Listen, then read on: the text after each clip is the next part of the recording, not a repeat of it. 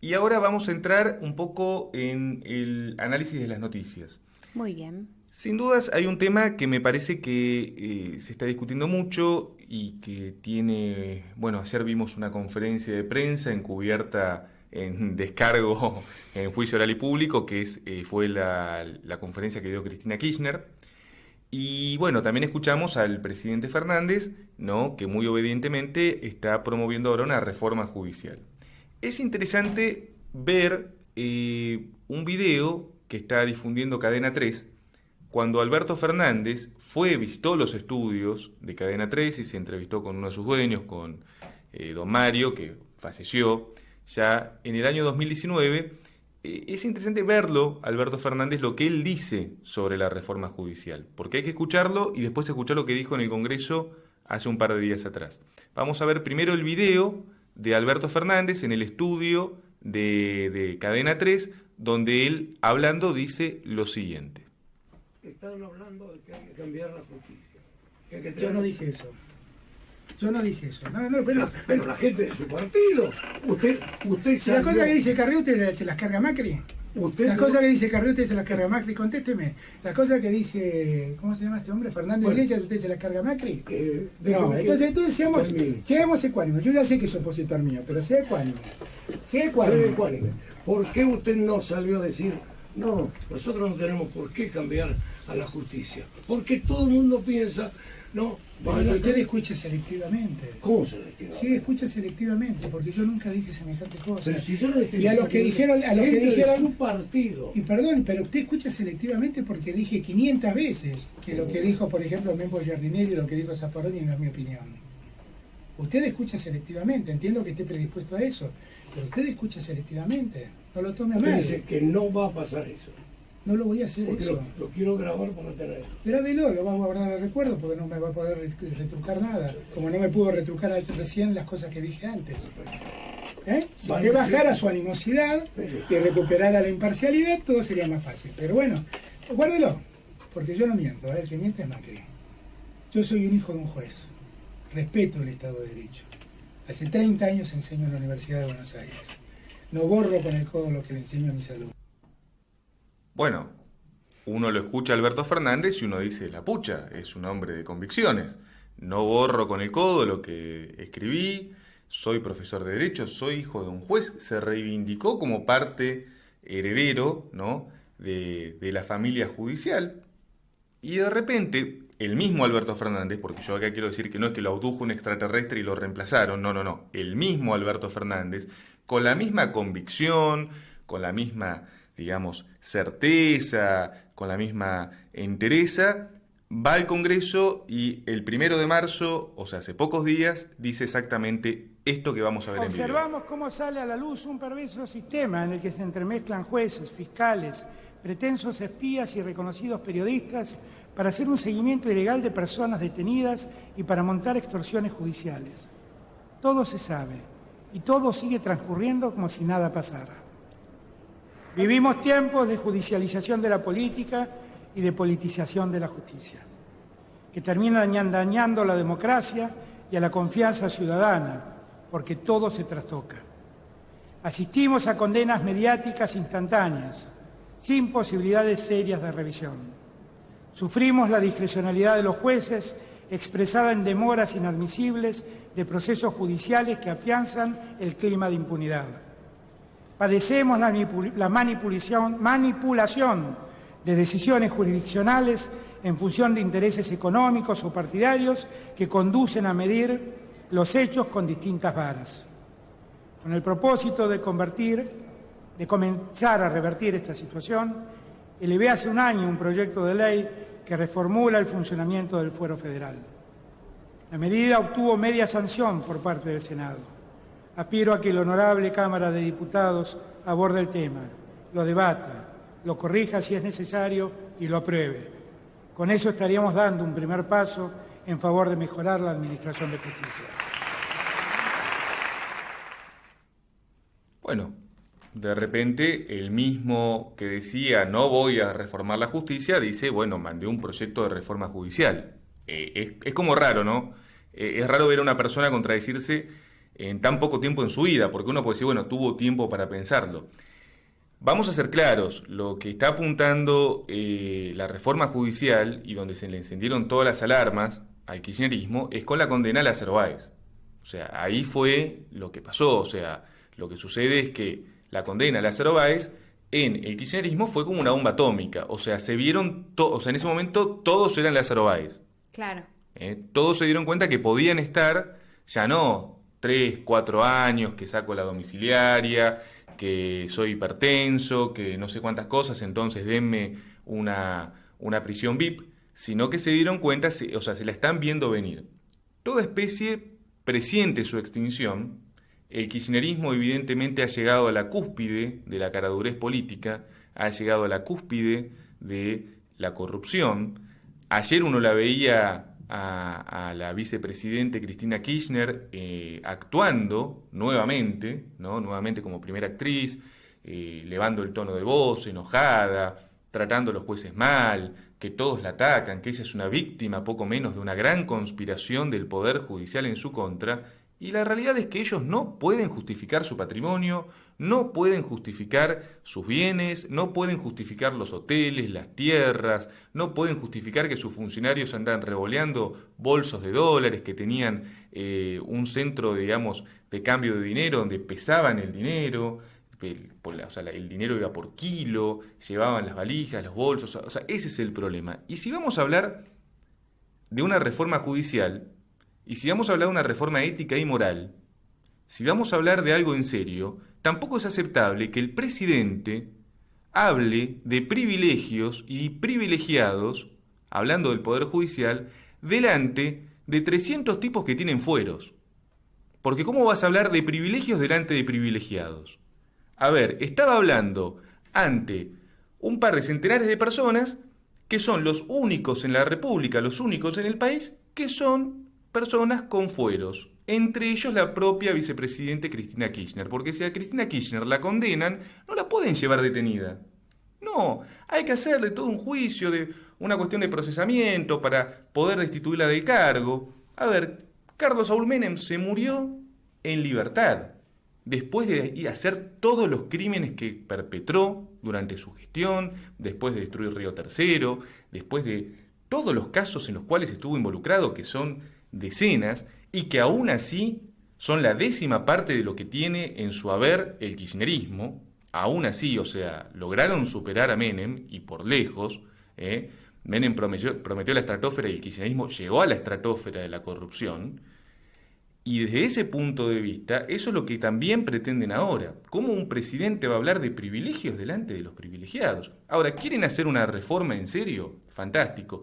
No es lo que están planteando, porque la gente, lógicamente, hay del pueblo, hay un cansancio, un hartazgo moral de la gente con respecto a la clase dirigente. Sí, sin dudas.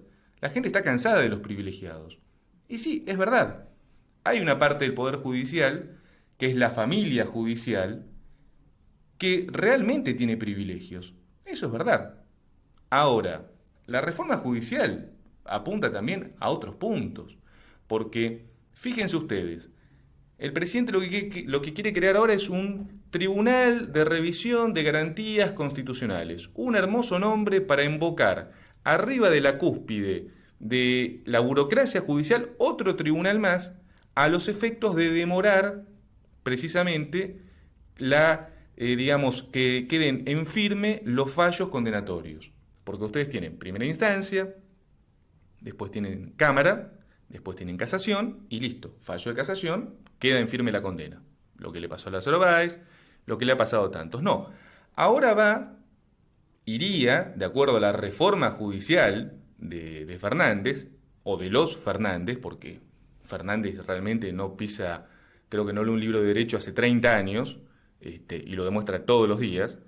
Seguramente fue Cristina, y Cristina no es abogada, porque el título nunca lo mostró, así que será otro X que les haya escrito el proyecto. Capaz que se lo copiaron a Venezuela, Cuba, porque aparte no tienen inteligencia. Y van a poner un cuarto nivel de apelación. Claro que en ese cuarto nivel ellos dicen, bueno, ahora las provincias van a elegir cada provincia un representante, ¿no? Cada provincia elige un representante, entonces después sale un sorteo. Entonces de repente, bueno, capaz que una causa de Cristina casualmente va a caer en la sala en la cual estén las provincias, no sé, de Santa Cruz, ¿no? De Formosa y de Chaco. ¿Qué les parece? ¿A ustedes les parece que esos representantes realmente van a condenar a Cristina o van a decir, no, esto está todo mal, no? Y esto está mal porque a Cristina no le dieron un café caliente mientras hablaba, se revoca todo. Digo, porque esto funciona así. Uno lo dice, esto funciona así. A ver, en Santa Cruz la justicia no funciona. En Santa Cruz la justicia no funciona. En Santa Cruz hubo un procurador que nunca pudo asumir, pese a que tenía todos los papeles en regla, simplemente porque no se llevaba bien con Néstor Kirchner. Estuvo 12 años, la Corte Suprema le dio la razón, tenía que asumir y nunca pudo asumir. ¿Quieren hablar de una reforma en serio? La reforma en serio tiene que incluir acelerar las causas, que los jubilados no esperen 25 años para cobrar un juicio. Es más, que los jubilados ni siquiera tengan que hacer el juicio, porque tienen que ir siempre contra ANSES cuando todos sabemos que ANSES no tiene razón. Tampoco un trabajador puede esperar 5 años para cobrar una indemnización cuando le corresponde esa indemnización. ¿Quieren acelerar el Poder Judicial? Sí, a ver, reformemos la estructura, pero para que sea al servicio de los ciudadanos, no de los corruptos. Esta reforma judicial que está planteando el presidente Fernández tiene un único destinatario y un único beneficiario, ellos mismos, su partido, su grupo de amigos. Y ojo, porque acá también uno después ve a los macristas, ¿no?, que aparecen, ¿no?, de abajo de las piedras, ahora que la gente ya pasaron un año y pico, y bueno, la gente no se acuerda mucho de los desastres que hace, entonces aparece Patricia Bullrich, ¿no?, dando vueltas a los abrazos con, no sé, con Milei, con el grupo, digamos, de influencers gays que se consiguió por ahí, con un grupito más de amigos de ella, ¿no? Entonces parece, no, vamos a salvar la República. Miren, si la República venía mal con ustedes, se fue al tacho. Pero hablemos también de la ilegítima deuda externa que el macrismo tomó y que el macrismo afianzó. Hablemos también de eso. Deuda externa que el presidente, por más que el presidente diga que va a hacer una denuncia, a ver, seamos claros, en la renegociación que hicieron de la deuda externa a través de Guzmán, ustedes aceptaron la legitimidad de la deuda tomada por Macri. Lo hicieron hace meses. Ahora, ¿cómo van a cuestionar algo que ustedes mismos hace pocos meses afianzaron? Porque el momento para cuestionar esa deuda, que sí, por supuesto, es totalmente cuestionable, era el momento cuando se sentaron a negociar con el FMI y decirle, muchachos, a ver, esta deuda es ilegítima. Pero claro, es muy fácil hacerse el malo en el Congreso, ¿no?, rodeado de un montón de empleados y de siervos, y después también es muy fácil ir y arrodillarse en Washington diciendo, no, miren muchachos, la verdad que yo dije una cosa, pero donde dije A, dije J, o simplemente se lo dije a la tribuna para que me aplaudan un rato, pero bueno, la realidad es que, por supuesto, con ustedes no me voy a meter, que es lo que termina sucediendo. ¿Está bien? ¿Quieren una reforma judicial? Bueno, quitemos los fueros.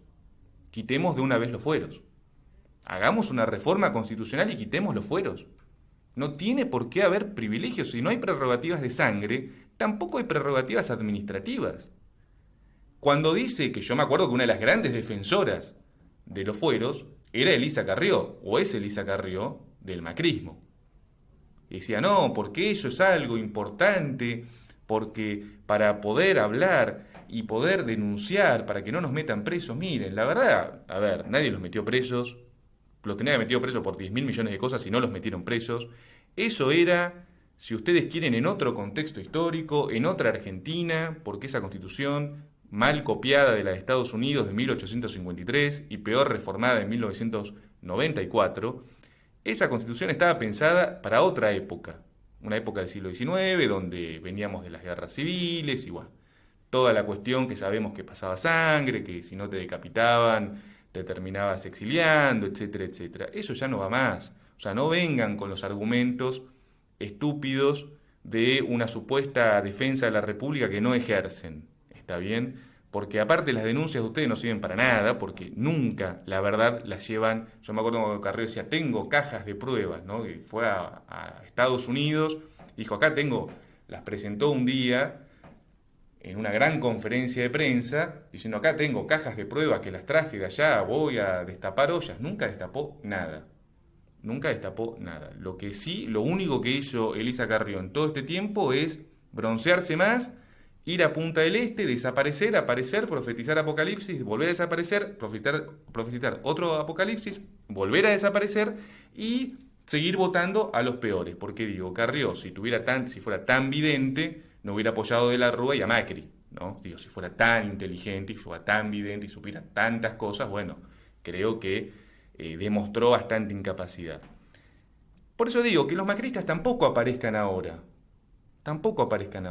a hablarnos de la República. Y tampoco los liberales aparezcan ahora, porque los liberales son parte del problema y son el inicio. O sea, el inicio de esta decadencia es producto también de ustedes. Y dirán, ¿cómo? Si nosotros nunca estuvimos en el gobierno. Sí, estuvieron en el gobierno. ¿Saben cuándo gobernaron? Gobernaron del 76 al 83.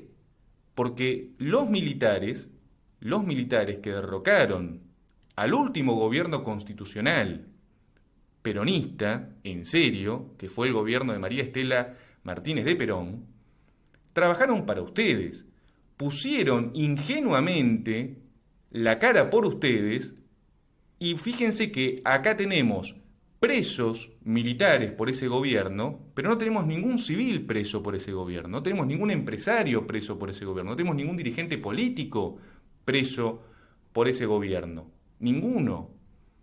Entonces, ¿dónde está la responsabilidad civil? ¿Quiénes pusieron a los militares? ¿Qué? ¿Los militares se levantaron solos y ellos decidieron asumir el poder? A ver, eso es para un cuento de paca paca, ¿no? Zamba va a Estupidolandia y ahí aprende historia argentina. Eso es un verso. Antes de ese golpe militar hubo toda una ingeniería civil y económica, que bien lo sabemos que vino desde afuera, y que produjo que los militares fueron simplemente los ejecutores de un plan que ya venía orquestado. Ellos muchos creían, muy ingenuamente, que estaban combatiendo el comunismo, querían que estaban luchando contra la subversión, les habían vendido que supuestamente la presidente supuestamente no tenía la fuerza suficiente para combatir a la subversión. Entonces la derrocaron, asumieron el control ellos y ahí apareció Martínez de Oz. Martínez de Oz, que es el gran mentor de toda esta caterva de economistoides, está bien que ahora nos quieren explicar cómo funcionan las cosas cuando vienen de fracasar y lo único que saben escribir es libros que se compran entre ellos, se promocionan entre ellos y que leen solamente ellos, está bien. Entonces vos los tenés a Esperta, a Milei, a Giacomini, a un montón de tipos que hablan como si nunca hubieran gobernado. Sí, gobernaron, ya gobernaron, hicieron la génesis de este desastre, porque la decadencia empieza ahí y ustedes justamente después, tomando como vampiros de la sangre de Malvinas, está bien, asumen y e inventan esta república, que no es una república en su verdadero sentido, porque es una republiqueta, porque acá la democracia lamentablemente hasta ahora ha sido una gran ficción, porque como bien se ha marcado desde el Frente Patriota, la democracia no es solamente poner el voto y decir, bueno, voy cada 2 años y voto. No. La democracia es hacer la grandeza de la patria y la felicidad del pueblo, si no, no es democracia. Esto es un verso, o sea, todo lo que ha gobernado hasta ahora ha fracasado, y esa es la realidad. Entonces volvemos al tema de la reforma judicial. El kirchnerismo se quiere salvar, el macrismo también se quiere salvar, porque a ver, si creamos un tribunal, arriba del tribunal, y armamos una enorme pirámide de tribunales para que nadie termine ninguna condena, también el macrismo se beneficia. Es obvio, cuando venga el juicio contra Macri, va a suceder exactamente lo mismo. O uno se pregunta, ¿por qué no fue presa Cristina Kirchner, o Máximo Kirchner, o Florencia Kirchner durante el macrismo? ¿Quién permitió que Florencia Kirchner vaya y se refugie en Cuba? ¿Quién permitió que Cristina Kirchner, de repente, no sé, estaba embargada, pero tenía plata por todos lados?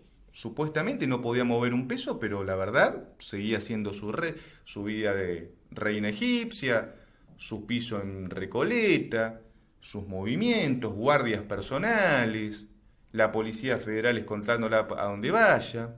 Digo, la verdad que el macrismo poco y nada hizo. Poco y nada hizo. En parte sí, hay que reconocer, el macrismo realmente fue o es al día de hoy una unión de nulidades, en el amplio sentido de la palabra, nulidades intelectuales, nulidades morales, en fin, ustedes me entienden.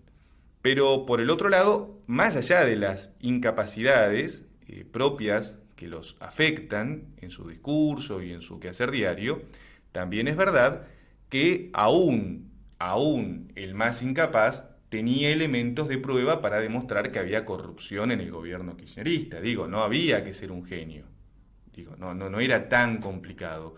Aún cuando uno sostenga el debido proceso, cuando sostenga todas las cuestiones, digamos, de ley, que uno, como abogado, yo las defiendo, sí, está perfecto, está bárbaro, pero en un punto tenés que llegar a una condena y la tenés que cumplir. O sea, garantizar todos los derechos constitucionales que vos quieras. Nadie se va a oponer a eso. Pero también hay un principio que la justicia lenta no es justicia.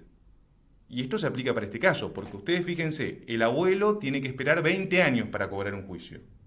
¿Está bien? Para cobrar un derecho. Y el corrupto tiene toda una vida y nunca le llega la condena. Ahora, yo les puedo garantizar que si el abuelo va y protesta al banco y no sé, se le ocurre levantar el tono de voz fuerte en el banco y lo acusan de algo, el abuelo va a recibir una condena y va a tener una probation en algún centro comunitario, porque claro, ¿cómo se pasó, no? O sea, qué exceso. Yo he tenido clientes que han tenido que hacer probation por una falta de tránsito y la condena le llegó en 6 meses. Y una persona se roba miles de millones de dólares a la vista de todo el mundo, siendo funcionaria pública, y la condena no le llega nunca. Y encima esa persona, cuando va a dar su descargo o su acting, sale por cadena nacional. Entonces, vuelvo a decir, si hablamos de la reforma, vamos a hablar de una reforma en serio. Y la reforma en serio implica, en primer término, por supuesto, eliminar todos los fueros. En segundo término, que los presos por corrupción vayan realmente presos. ¿Y qué significa esto? Que los presos por corrupción vayan a cárceles comunes, nada de esto de la prisión domiciliaria. ¿Cómo es esto de que Amado Vudú está en prisión domiciliaria? ¿En prisión domiciliaria de qué? Y que no, y claro, porque estudió, entonces le acortamos la condena. ¿Qué estudió? A ver, aparte, ¿por qué estudió? O sea, es como que un tipo que es un estafador, encima que está preso y que tiene que purgar sus culpas, encima se perfecciona en su estafa. O sea, le damos las herramientas para que estafe mejor. O sea, cuando salga sea un mejor estafador. Yo, discúlpeme, que le enseñe, no sé, a hacer, empanadas, que le den una clase de cocina, pero que no le enseñen derecho. Digo, me parece a mí. ¿Para qué miércoles va a querer aprender derecho? Lo digo desde el sentido común, insisto, que aprenda a hacer muebles. Pero no que aprenda más cosas para seguir haciendo más daño. Porque si vos ya ves que ese tipo está condenado justamente por haber hecho daño a través del uso y abuso de la función pública y encima le enseñás, mirá, la próxima tenés que hacer esto para que no te condenen, realmente le estamos dando una ametralladora a un asesino serial. Somos realmente bastante pavos en el sistema. O sea, una cosa es la reincorporación o la resociabilización y otra cosa es el perfeccionamiento del delincuente. Hay una diferencia bastante abismal en esos conceptos. Que ese tema de enseñar y de perfeccionar a los delincuentes, recordémoslo siempre, el que introdujo en las cárceles ese sistema fue ni más ni menos que el parricida Sergio Joclender. O sea, el tipo que mató a sus padres y que nunca se arrepintió. Ese asesino, ese criminal, ese inmoral, fue el que introdujo todo este tema de las universidades y todo eso, que algunos dicen, no, los zafaronianos aman tanto, ¿no? Y que realmente hay que repensarlo varias veces sobre lo que estamos realmente haciendo en las cárceles. Y por supuesto hay cuestiones que tenemos que charlar también. ¿Por qué no hablamos de la imprescriptibilidad de los delitos de corrupción? ¿Por qué no hablamos de la imprescriptibilidad de los delitos de homicidio? ¿Por qué, por ejemplo, no hablamos, ya que estamos? ¿Queremos una reforma judicial en serio? Bueno, hablemos de una reforma judicial, hablemos también de la pena capital para los violadores. Hablemos de eso. Eso es una verdadera reforma judicial. Eso es una verdadera reforma para el pueblo. porque esto es para defenderse entre ellos. Esto que están haciendo y esto que están gestando en este momento desde el gobierno, esto es para defenderse entre ellos. Esto es un chiste. Entonces sepan que lamentablemente, desde un gobierno patriota, desde un gobierno nacionalista, como el que va a haber en el año 2023, todas estas sartas de estupideces van a ser derogadas. Obviamente empezando por la ley genocida del aborto. Obviamente empezando por la ley genocida del aborto, porque hablamos de Estado de Derecho y violan la Constitución Nacional sancionando una ley criminal que mata a los niños por nacer cuando la Constitución lo prohíbe. Entonces, súmenle lo de corruptos, a lo de genocidas, a lo de inútiles. Bueno, la verdad que son las 3 características más explosivas. Con eso también acabo de describir al presidente Alberto Fernández. ¿Está bien? Es un genocida, es un inútil, y yo no sé si decirle que es corrupto, aunque para mí sí, porque la verdad que cuando se fue de la función pública empezó a vivir en un piso en Puerto Madero que le prestaron, cosa rara, pero si no es corrupto, cosa que tendrá que demostrar cuando culmine su gestión, porque acá todos se van y nadie rinde cuentas, eso es lo extraño, o sea, fíjense que cuando hacen el pasaje de gobierno, entre gobierno y gobierno, nadie rinde cuentas, ¿no? Todos reciben, bueno, sí, mirá, ahora sigo yo, y todos aceptan lo que el otro hizo, así a libro cerrado. Bueno, más allá de eso, digo, si no es corrupto, es amigo de corruptos. Lo que es un inútil y lo que es un genocida, eso sí, no hay ninguna duda, lo firmamos, lo sostenemos, él y todo su gabinete, y todos los que lo rodean, y aquellos que estén apoyándolo a unas sabiendas de todo esto, realmente, lo digo con respeto, pero también lo digo con énfasis, no podés apoyar a un gobierno de corruptos. O sea, hay un punto que es un límite moral. No vengan a decir, y bueno, pero era peor el otro. Sí, a ver, el otro era malo y este también es malo. ¿Está bien? O sea, hay un tema de ética y de moral. Basta de apoyar corruptos, basta de vendernos entre nosotros. No, uno era mejor, el otro era peor, y estamos entre, a ver, no, ¿quién es mejor? No, Drácula por lo menos tiene códigos, no, pero Frankenstein, bueno, pero Frankenstein tiene un mejor corazón. No, bueno, pero el hombre lobo es un tipo agradable, cuenta chistes. Estamos defendiendo el tren fantasma. Paremos de defender esto, paremos de pelearnos entre nosotros por esta manga de inútiles. Realmente les digo, no es algo muy difícil de entender. Yo creo que los nacionalistas, los patriotas, aquellos que realmente amamos a la Argentina, lo entendemos, pero que el resto también lo entienda de una buena vez y por todas. ¿Está bien? Y que nos dejen de vender pescado podrido, porque uno ve C5N, ¿no? Recién veía a un inmigrante uruguayo, ¿no? que Víctor Hugo Morales, que estaba tratando de explicarnos, ¿no? por qué en Formosa no pasó lo que nosotros vimos que pasó. O sea, él explicaba en pocas palabras, ¿no? Con un tono muy engolado, ¿no? Como él habla, así, tipo locutor de la medianoche, no, en Formosa no pasó lo que ustedes vieron algo, pero no le crean a sus ojos, créanme a mí, que yo soy Víctor Hugo Morales, y a mí qué me importa, o sea, la policía reprimió a la gente, punto, sí, a ver, lo vimos, quisieron poner una fase 1 y los reprimieron, está bien, y hay gente detenida, no sé qué es lo que no vimos en el tema, ¿no? Porque le puso Operación Formosa.